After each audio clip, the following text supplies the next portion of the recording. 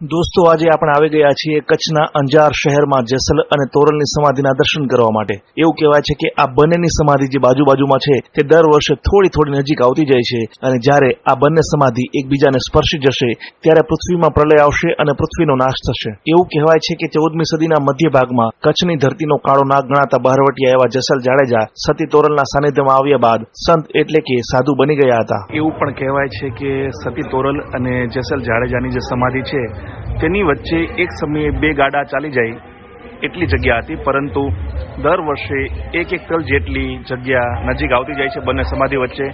અને એવું કહેવાય છે કે જ્યારે પણ બંનેની સમાધિ ભેગી થઈ જશે ત્યારે આ દુનિયાનો નાશ થશે. જેસલ અને તોરલની આ સમાધિ વિશે તમારું શું માનવું છે તે તમે કોમેન્ટમાં જરૂર લખજો. ભુજ શહેરથી માત્ર 50 કિલોમીટરના અંતરે અંજાર શહેર આવેલું છે અને એ જ અંજાર શહેરમાં જેસલ અને તોરલની સમાધિ આવેલી છે.